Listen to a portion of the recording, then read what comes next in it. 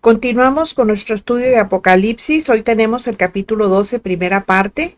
Las cosas que sucederán después de estas, las dos grandes señales. En este capítulo veremos un conflicto espiritual entre los ángeles de Dios con Miguel a la cabeza, peleando contra Satanás y sus demonios a favor de Israel, el pueblo de Dios. Es un capítulo que estará lleno de simbolismos.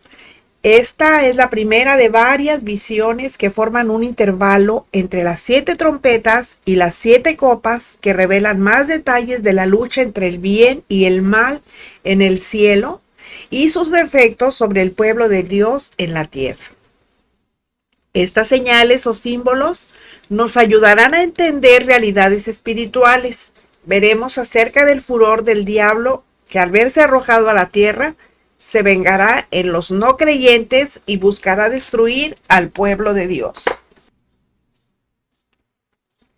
Veremos acerca del favor de Dios hacia Israel, protegiéndolo del mal, acerca del regocijo que habrá en el cielo cuando el diablo sea por fin echado a la tierra y deje de acosar a los hermanos.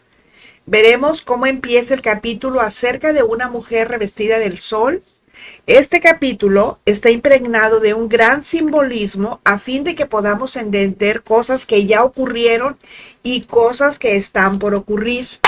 Veremos que lo importante no es el tiempo, ya que Juan todo lo está viendo desde la perspectiva celestial que es eterna, sino los acontecimientos que de seguro sucederán en su tiempo aquí en la tierra.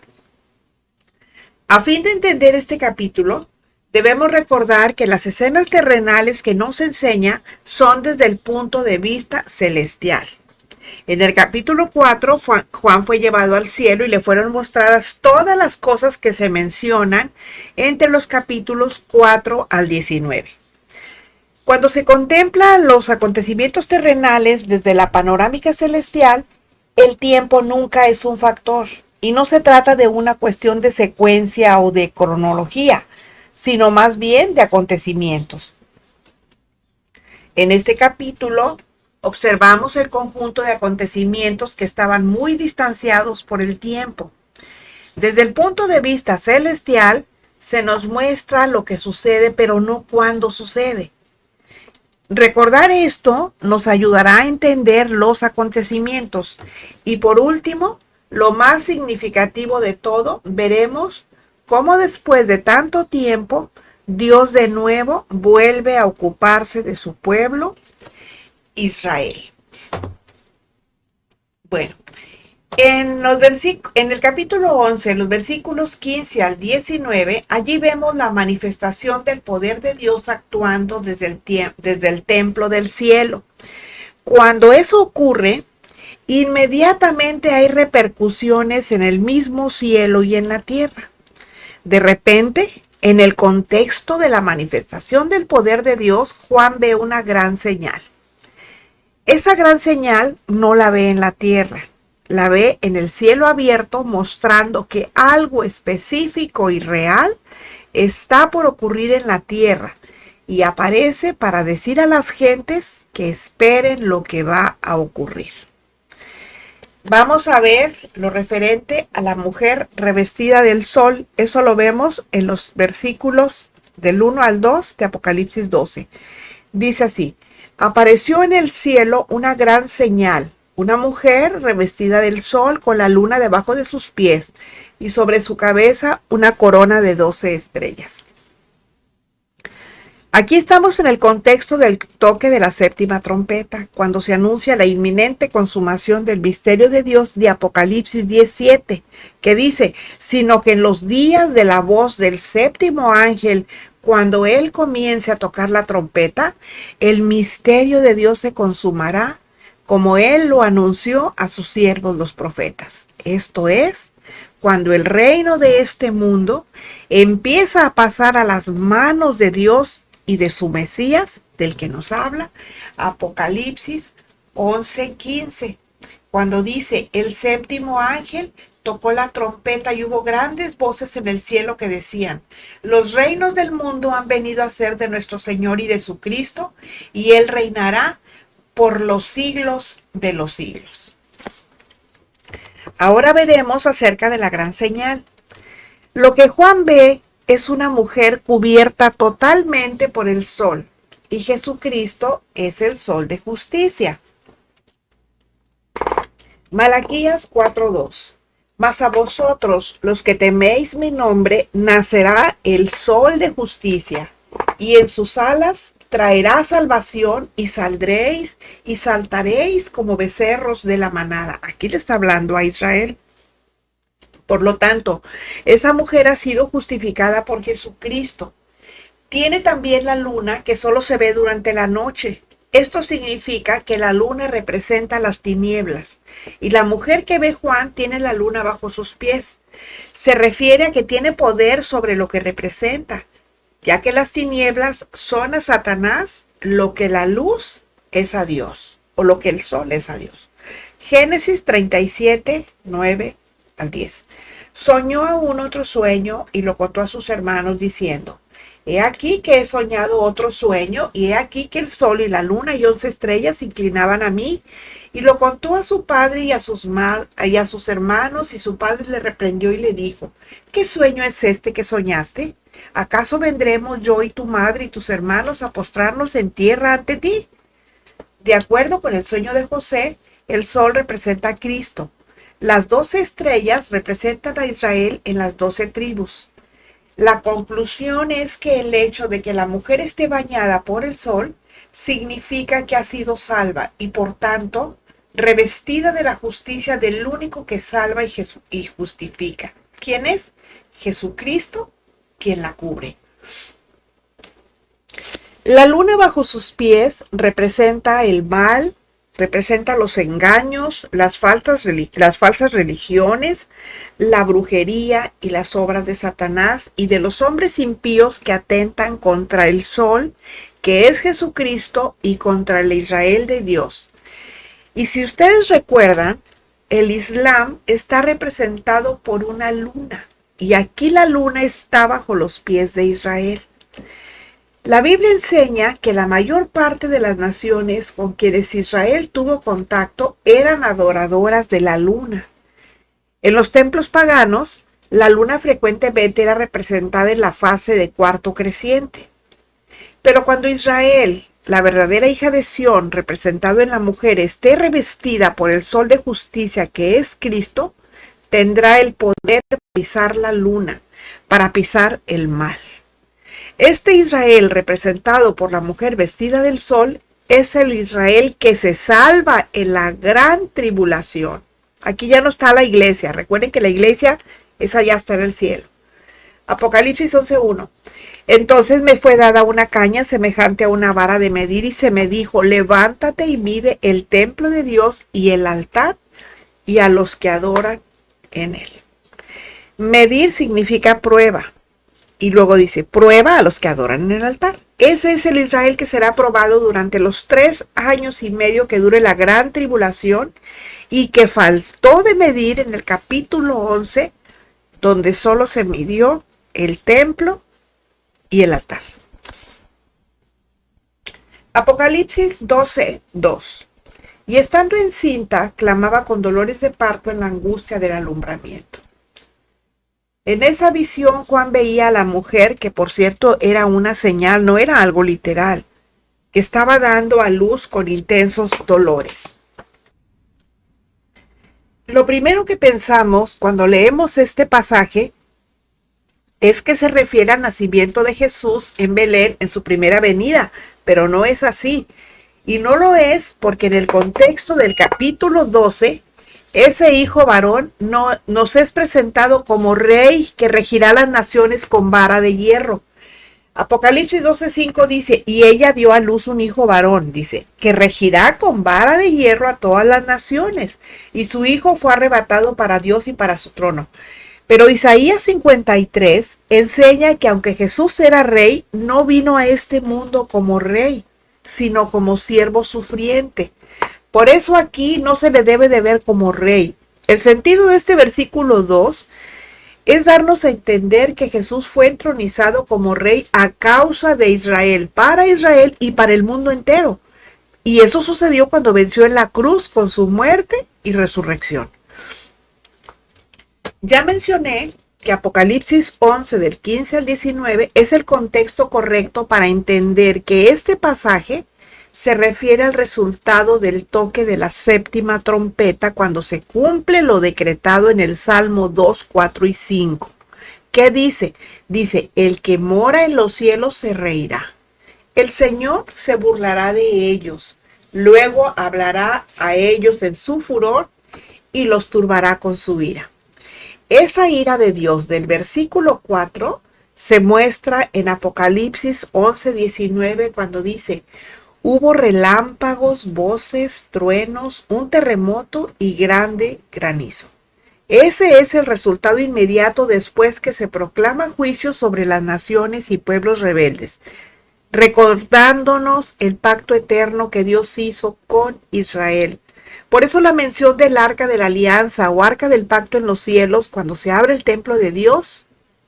Es por eso que el salmista dice de parte de Dios Padre en Salmos 2, 6 y 7, dice, pero yo he puesto mi rey sobre Sión, mi santo monte, yo publicaré el decreto, Jehová me ha dicho, mi hijo eres tú, yo te engendré hoy. El contexto nos enseña que se refiere a la entronización de Cristo en los cielos al lado del Padre el día de su resurrección y ascensión a los cielos. Así lo dice Romanos 8:34, cuando dice, ¿quién es el que condenará? Cristo es el que murió, más aún, el que también resucitó, el que además está a la diestra de Dios y el que también intercede por nosotros. Bueno, seguimos en el capítulo 12, versículo 2. Dice, estando encinta clamaba con dolores de parto. Antes de cumplirse la entronización de Cristo en los cielos al lado del Padre, la mujer, o sea Israel, tenía fuertes dolores de parto. ¿Qué son esos dolores de parto? Bueno, el sufrimiento del Mesías en la cruz. Esos son los dolores de parto. Por eso deducimos que de lo que Juan está hablando no es del nacimiento o alumbramiento de Jesús, sino de su muerte en la cruz. Eso quiere decir que los dolores de parto son los producidos por la muerte en la cruz, donde el Hijo sufre por salir a la gloria. Pero también por parte de su madre, la mujer vestida del sol, que ve sufrir a su Hijo, que después de morir vendría a la resurrección de Jesús de Nazaret y con ella la victoria a su entronización como rey. Bueno, ahora veremos acerca del gran dragón escarlata, la bestia imperio. Apocalipsis 12, 3 y 4. También apareció otra señal en el cielo. He aquí un gran dragón escarlata que tenía 7 cabezas y 10 cuernos, y en sus cabezas 7 diademas. Igual que vio la señal de la mujer, ahora Juan ve otra señal también en el cielo, pero diferente. Ahora ve al diablo, ve a Satanás, el antiguo Lucifer representado en un dragón escarlata, como la serpiente antigua, pero tampoco es literal, o sea, tampoco es gráfico. Se trata de que el gran dragón, a quien la escritura trata de bestia y no de hombre, simbólicamente representa su poder feroz y su naturaleza asesina. Es una imagen de la plenitud de la maldad en toda su terrible fuerza. Por eso está lleno de rabia y de odio.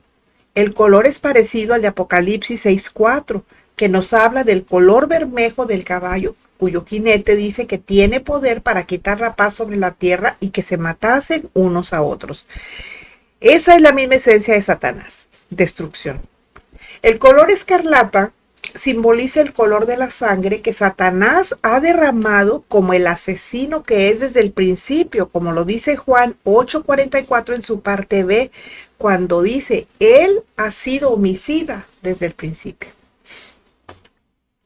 Y dice el texto, dice que tenía 7 cabezas. Esas 7 cabezas representan la plenitud de todos los imperios que ha habido en la tierra, de los cuales ninguno ha dado gloria a Dios. Pero aunque Daniel en su visión no los menciona, la Biblia habla de 2 imperios que en su momento fueron potencias del mundo antiguo y mantuvieron dominio y mantuvieron control sobre el pueblo de Israel. Y esos son Egipto y Asiria, que juntamente con los que menciona Daniel en su visión, suman 6. El séptimo imperio será el de la bestia anticristo y el octavo, la bestia imperio. Imperio egipcio. Ese lo vemos en Segunda de Crónicas 12 del 1 al 4. Y dice ahí, cuando Roboam había consolidado el reino, dejó la ley de Jehová y todo Israel con él. Y por cuanto se habían rebelado contra Jehová en el 5.º año del rey Roboam, subió Sisac, rey de Egipto, contra Jerusalén con 1,200 carros y con 60,000 hombres de a caballo, mas el pueblo que venía con él de Egipto, esto es, de libios, suquienos y etíopes, no tenía número, y tomó las ciudades fortificadas de Judá y llegó hasta Jerusalén.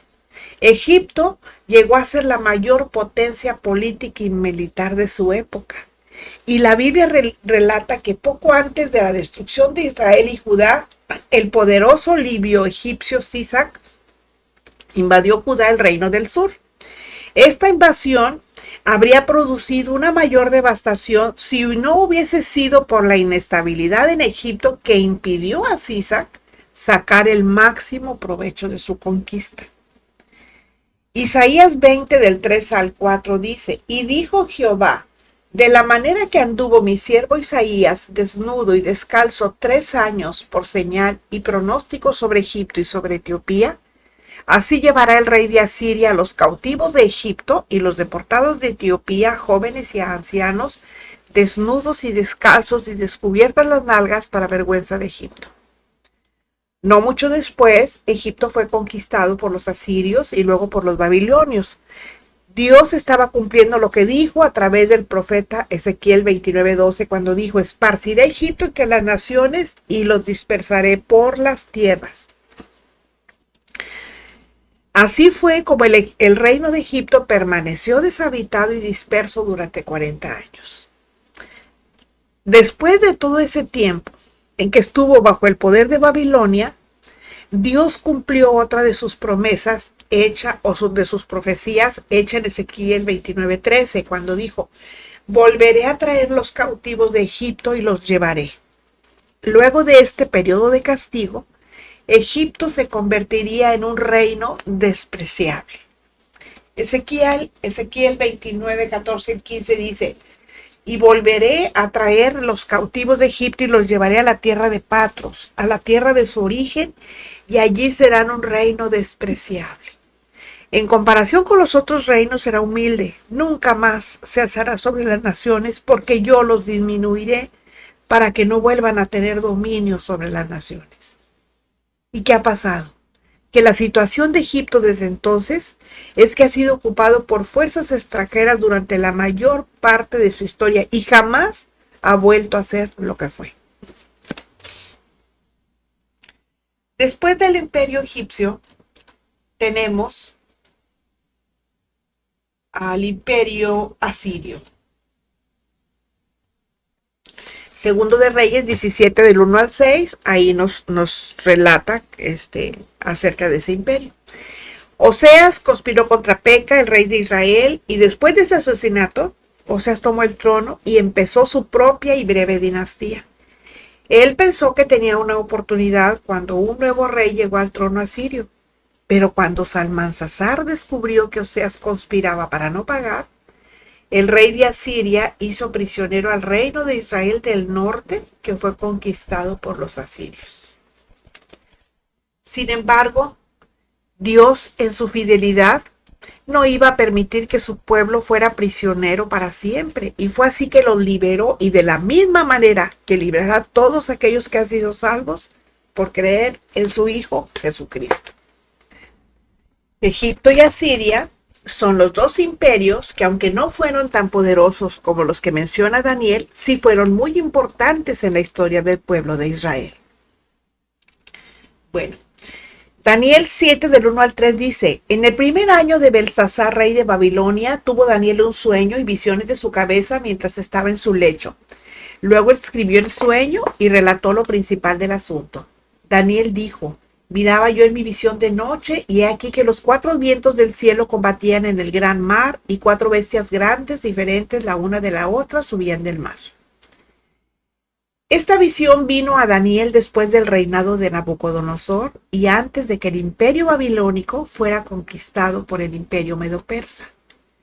En esa visión, Daniel veía que los 4 vientos del cielo combatían en el gran mar, es decir, en el mar Mediterráneo, donde cada uno de esos imperios tenía una conexión geográfica con él.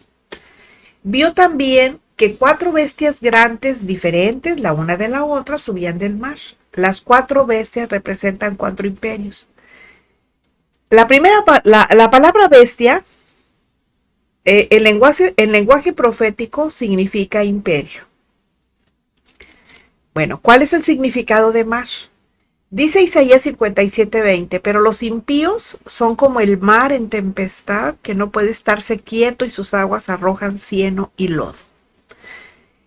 O sea, el mar es inestabilidad. Nos está hablando de gentes, de masas, o sea, muchedumbre, multitud. Está hablando de pueblos de las naciones. Y muchas veces también es utilizado para nombrar a los pueblos gentiles, o sea, las naciones gentiles. En cuanto a los vientos, dependiendo del contexto, pues se les puede ver como una descripción del poder soberano de Dios luchando con el hombre. En este caso, los vientos nos hablan de agitación y disturbios, sugiriendo que los 4 son fuerzas satánicas, como pasaba en Job 1:19, que dice, y un gran viento vino del lado del desierto y azotó las 4 esquinas de la casa, la cual cayó sobre los jóvenes y murieron, y solamente escapé yo para darte la noticia. Dice Daniel 7:3, 4 bestias grandes diferentes, la una de la otra, subían del mar. Esto habla de 4 grandes y feroces animales que emergían del gran mar, o sea, el Mediterráneo. Cada uno era diferente el uno del otro. Así vemos al león, al oso, al leopardo y a la bestia con 10 cuernos. Estas bestias representaban los reinos formados por muchos pueblos, lenguas y naciones, por lo que esas 4 bestias indudablemente simbolizan a los 4 imperios mundiales. Empezaremos por el imperio babilónico, que fue el primero. Eso lo vemos en Daniel 7:4. Todo esto es el contexto para que podamos entender el Apocalipsis 12. Bueno, dice Daniel 7:4, la primera era como león, la primera bestia era como león y tenía alas de águila. Yo estaba mirando hasta que sus alas fueron arrancadas y fue levantada del suelo y se puso enhiesta, o sea, se puso de pie, sobre los pies a manera de hombre, y le fue dado corazón de hombre. La primera bestia era más majestuosa que cualquiera de las otras bestias, porque los leones y las águilas pues hablan de ser reyes, y reyes de sus reinos. Pero esta bestia, con todo y su majestuosidad, fue humillada. Eso es lo que significa que sus alas fueron arrancadas, pero además fue hecho más bien un ser humano, porque le fue dado corazón de hombre. Entonces, el primer reino es el imperio babilónico, representado por un león y un águila. Y esto encaja bien con la majestad y autoridad de Nabucodonosor y su reino sobre el imperio de Babilonia. Actualmente, a los leones babilonios con alas pueden ser vistos en muchos museos alrededor del mundo. Después tenemos al imperio medo-persa. Eso lo vemos en Daniel 7:5, que dice, y he aquí otra segunda bestia semejante a un oso, la cual se alzaba de un costado más que del otro, y tenía en su boca 3 costillas entre los dientes, y le fue dicho así, levántate, devora mucha carne. La segunda bestia no llevaba la majestad del león ni del águila, más bien era semejante a un oso, y un oso es más lento, pero fuerte y más abrumador que un león. Este oso tenía un feroz deseo de conquista y representa al imperio medo-persa, que desplazó al imperio babilónico. Y de entre los medos y los persas, aunque actuaban juntos, los persas, o sea, que son en la actualidad los iraníes, eran quienes dominaban la relación. Las 3 costillas entre los dientes representan sus 3 grandes conquistas militares, y esas fueron contra Babilonia, contra Egipto y contra Lidia. El ejército del imperio medo-persa era lento pero abrumador. Era bien conocido porque aplastaba a sus oponentes con un tamaño y fuerza superior tremendas. Por el hecho de su crueldad, su sed de sangre y siendo el oso un animal muy voraz y cruel, hace que el imperio medo-persa sea comparado con él, o sea, con el oso, ¿verdad? El mandato de levántate, devora mucha carne, habla de su amplia gama de conquistas con la máxima crueldad practicada. Ahora hablaremos del imperio griego. Ese nos lo muestra Daniel 7:6. Después de esto miré y he aquí otra semejante a un leopardo con 4 alas de ave en sus espaldas. Tenía también esta bestia 4 cabezas y le fue dado dominio. El leopardo es otra fiera salvaje conocida por sus ataques repentinos e inesperados. Esa se agazapa, ya está al acecho. Este era especialmente rápido.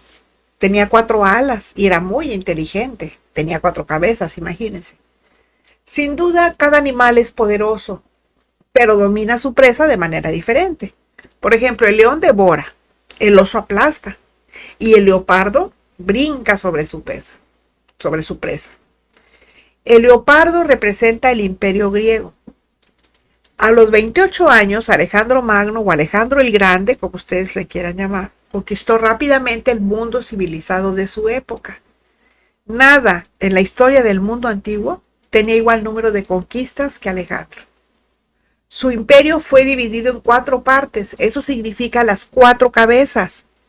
Y esas cabezas fueron Casandro, Lisímaco, Seleuto y Ptolomeo, quienes heredaron el dominio después de su muerte. El imperio babilónico dominaba en los días de Daniel y se podría pensar que el siguiente imperio más fuerte sería el imperio medo-persa. Pero Dios le reveló a Daniel que el siguiente imperio mundial sería como un leopardo en su levantamiento y prominencia y que sería dividido en 4 partes. Esto nos enseña un principio, que Dios conoce el futuro y revela algunos detalles a través de sus profetas. Pero además nos muestra que vive fuera del tiempo como lo conocemos nosotros, o sea, vive fuera del tiempo Cronos. Él vive en el tiempo Kairos. Por eso él puede ver el futuro, nosotros no, él sí. Así como el pasado de la historia humana también. Nosotros sí podemos ver el pasado, pero él no, pero el futuro no. Finalmente, tenemos al más fiero de todos los imperios, al imperio romano. Daniel 7, del 7 al 8 dice: Después de esto miraba yo en las visiones de la noche, y aquí la 4ª bestia, espantosa y terrible, y en gran manera fuerte, la cual tenía unos dientes grandes de hierro, devoraba y desmenuzaba, y las obras hollaba con sus pies, o sea, las pisaba. Y era muy diferente de todas las bestias que vi antes de ella, y tenía 10 cuernos. Mientras yo contemplaba los cuernos, he aquí que otro cuerno pequeño salía entre ellos, y delante de él fueron arrancados 3 cuernos de los primeros, y he aquí que este cuerno tenía ojos como de hombre, y una boca que hablaba grandes cosas.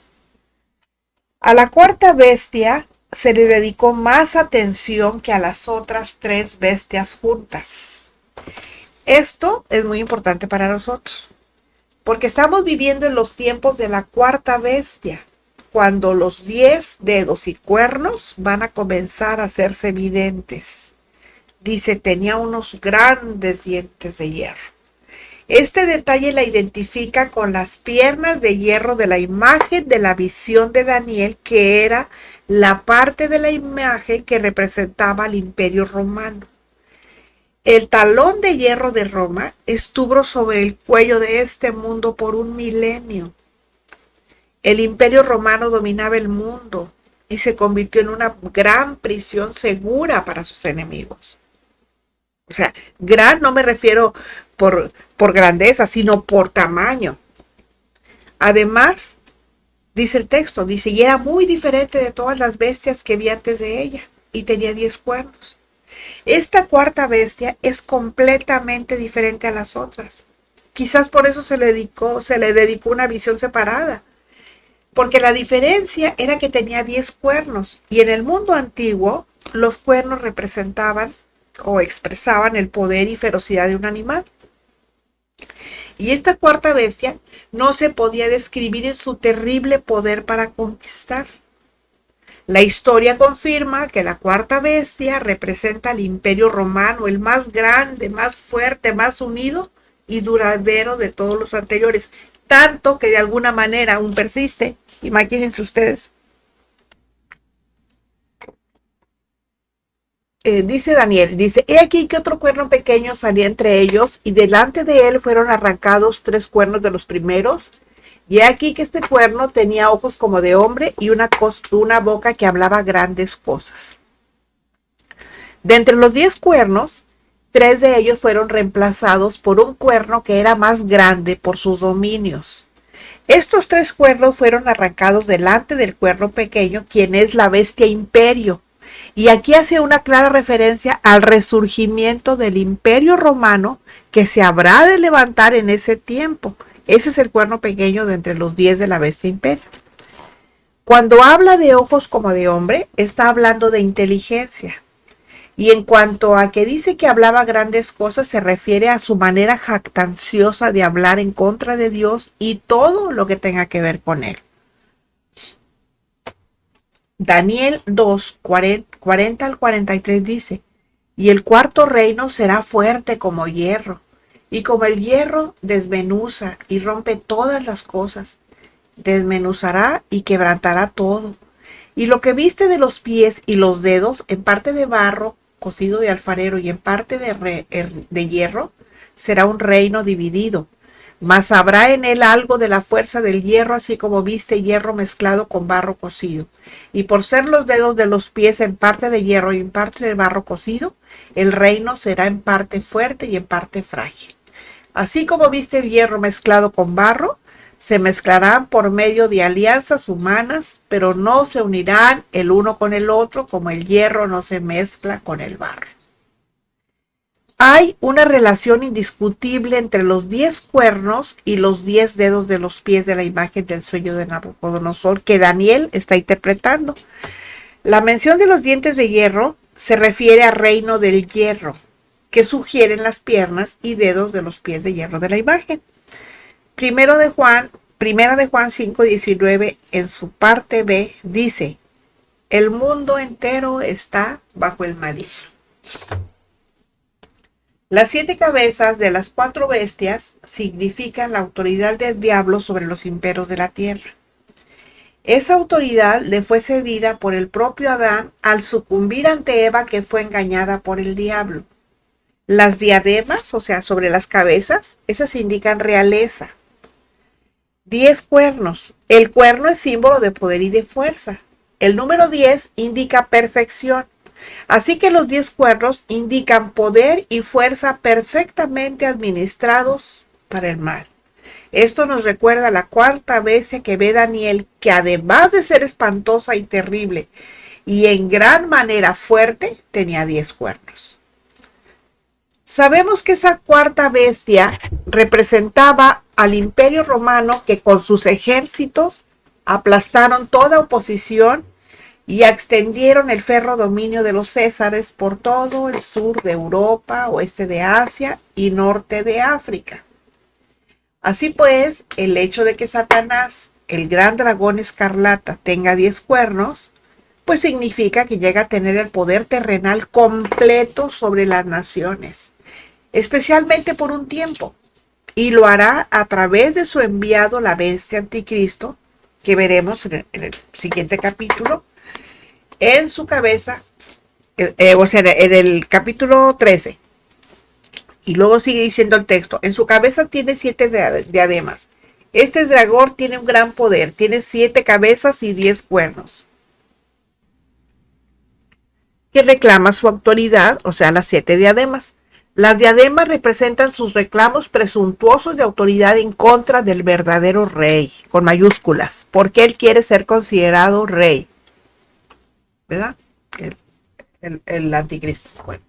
Apocalipsis 12:4 en su parte A nos dice, y su cola arrastraba la tercera parte de las estrellas del cielo y las arrojó sobre la tierra.